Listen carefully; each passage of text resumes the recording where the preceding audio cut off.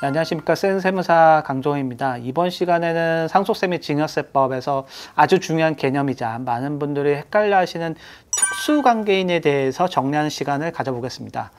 왜 특수관계인 규정을 알아야 하는지, 그 범위는 어디까지인지, 그리고 실제 사례까지 한번 짚어보도록 하겠습니다.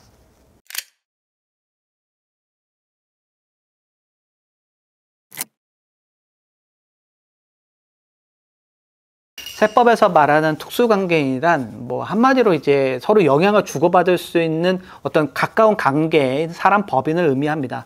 친인척도 있을 수 있고요. 경제적으로 지배하거나 동속적인 관계가 있을 수도 있습니다.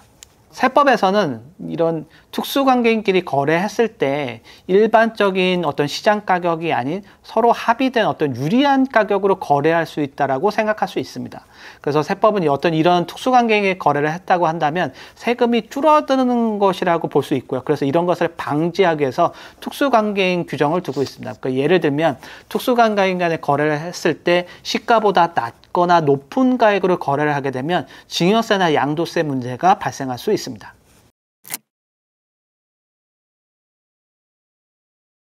이게 이제 가장 헷갈리는 부분 중에 하나인데, 특수관계인의 범위는 세법마다 조금씩 다릅니다. 그러니까 소득세법, 법인세법, 국세기본법에서 규정하는 특수관계인의 범위하고 상속세 및 증여세법상의 특수관계의 범위가 좀 차이가 있습니다.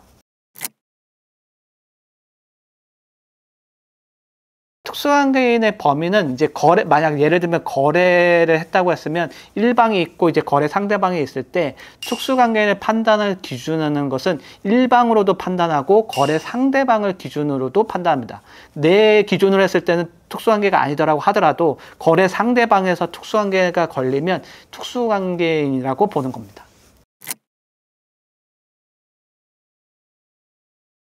상증세법상 특수관계인의 범위는 사실은 굉장히 범위를 설명하는데 굉장히 오랜 시간이 걸리기 때문에 요 유튜브에서는 좀 짧고 굉장히 좀 중요한 부분으로 나눠서 이렇게 보도록 하겠습니다.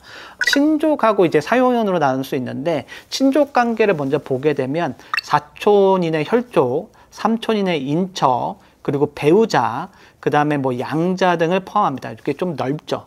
그 사촌인의 혈족할 때 이 혈족은 자연혈족, 법적혈족, 직계혈족, 반계혈족 이렇게 구분하기도 합니다.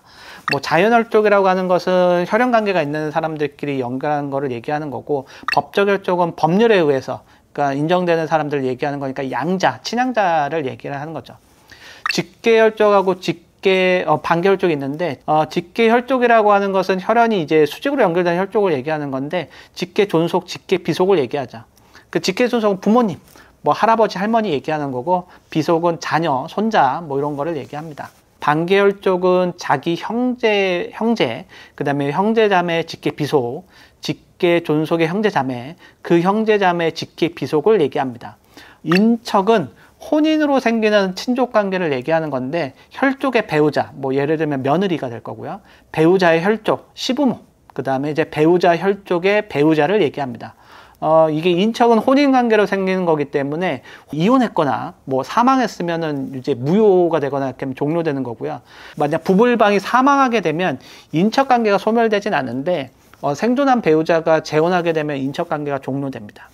두 번째 그룹은 이제 사용인인데, 사용인은 이제 임원, 상업 사용인, 그 밖에 이제 고용계약 관계에 있는 사람을 얘기합니다. 이때 그 사용인의 이제 상증법의 범위에서는 출자에 의해서 지배하고 있는 법인의 사용인을 포함합니다. 이 범위에 대해서는 제가 좀 이따 다시 설명드리고요. 임원은 법인세법 시행령상에 있는 임원을 얘기합니다. 이제 출자에 있는 법인을 다시 얘기 드리면, 내가 지배하고 있는 법인의 사용인을 포함하는데, 예를 들면 이런 겁니다. 내가 어떤 법인의 30% 이상 법인의 주식을 가지고 있다든지, 내 친족, 내 아버지가 30% 이상 가지고 있다든지, 또는 이제 나하고 아버지가 공동으로 30% 이상 가지고 있는 경우를 출자에 의해서 지배하고 있다라고 얘기합니다. 비율이나 이런 것들이 있는데 보통 대표적인 게 30%고요. 이때 주의하셔야 될 게, 내가 주식을 가지고 있지 않는 경우도 출자에 의해서 지배하고 있는 경우가 되는 겁니다. 그러니까 아까 얘기 들었다시피 나는 주식이 없는데 내 아버지가 30% 이상 가지고 있을 때가 얘기되는 거죠. 그러니까 예를 들게 되면 A법인의 이제 김철수 씨 자녀가 주식을 보유하지 않고 있는데, 이 A법인의 임원하고 부동산을 거래를 했습니다. 근데 이때 자녀는 주식을 하나도 가지고 있지 않았거든요. 이게 특수관계에 해당될 건지를 살펴보게 되면 김철수 씨는 이제 A법인의 주식을 30% 이상 가지고 있으니까 이제 A법인은 김철수 씨가 지배하고 있는 법인에 해당됩니다. 그러면 자녀 입장에서 보게 되면 내 친족이 지배하고 있는 법인인 거죠. 내 친족이 지배하고 있는 법인의 사용인하고 이제 거래를 하는 거니까 특수관계인에 해당되는 겁니다. 결과적으로 보게 되면 자녀는 주식을 보유하지 않았는데 임원하고 특수관계 범인이 성립될 수 있다는 거죠. 그래서 특수관계인의 부동산 거래는 상속세 및 증여세법 35조 규정을 적용을 받아서 시가보다 현저히 낮거나 높은 거래를 거래했을 때 증여세 문제가 발생할 수 있습니다. 오늘은 상속세 및 증여세법상 특수관계인의 범위에 대해서 살펴봤습니다. 특수관계인의 규정은 어떤 단순히 이제 친족 관계를 넘어서 어떤 경제적 관계, 연결 관계가 있을 때 포함하는 광범위한 좀 개념이고 본인들의 생각보다 훨씬 넓으실 수 있죠. 세법마다 그 범위도 다르고 상반관계를 고려해야 된다는 것을 기억하셔야 됩니다. 어떤 거래나 상속이나 증여, 그 밖에 어떤 재산 거래, 매매 거래를 계획하고 계신다면 특수관계인에 해당되는지를 반드시 확인하셔야 됩니다. 그리고 이게 애매한다고 보통 잘 모른다고 생각되시면 세무사 전문가하고 상담하셔갖고 불필요한 세금 문제를 사전에 좀 방지하시는 게 좋습니다. 오늘 영상이 도움이 되셨다면 구독과 좋아요, 알림 설정 부탁드립니다. 다음 시간에도 더 유익한 세금 정보로 찾아뵙겠습니다. 감사합니다.